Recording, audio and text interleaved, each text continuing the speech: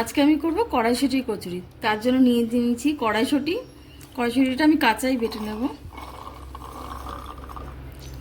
আর দেব একটু আদা আর একটা কাঁচা লঙ্কা, এটা আমি পেস্ট করে নেব। কড়াইশুঁটি কচুরি করার জন্য তো ময়দা তো লাগবেই। তা ময়দা মেখে নিয়েছি আমি, সেটা তোমাদের দেখানো হয়নি। তা আমি এটাকে নুন আর একটুখানি তেল দিয়ে আমি এটা মেখে রেখেছি। কড়াইতে আমি জিরে আর ধনে একটু ভেজে নিচ্ছি। কড়াইশুঁটি পুরটা বানানোর জন্য আমি কড়াইতে সাদা তেল দিয়ে দিচ্ছি। তেলটা গরম হয়ে গেছে, এবার কড়াইশুঁটি বাটাটা দিয়ে দেবো। দিয়ে দেবো একটু নুন আর একটু হলুদ গুঁড়ো। এবার এর মধ্যে দিয়ে দেবো রোস্ট করে রাখা ধনে জিরে গুঁড়োটা, আর দেবো সামান্য একটু ঘি।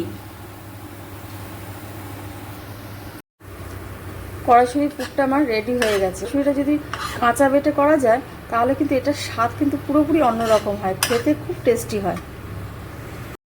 এবার আমি ময়দা মাখা থেকে লেচিগুলো কেটে নিয়েছি। এবার এরকমভাবে লেচিগুলো কেটে নিয়েছি। এবার গোল করে এর মাঝখানে পুর ভরে নেব।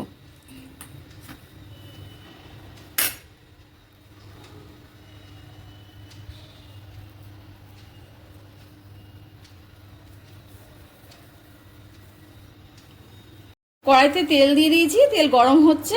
এদিকে আমি লেচিগুলো কেটে নিয়েছি সব কটা। এবার আমি একটা একটা করে বেলে ভেজে দেখাচ্ছি।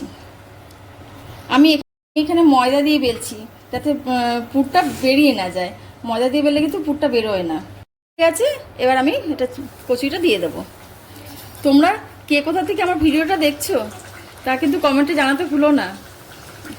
আর এরকম নতুন নতুন রেসিপি দেখতে আমার চ্যানেলটাকে অবশ্যই সাবস্ক্রাইব করে দিও।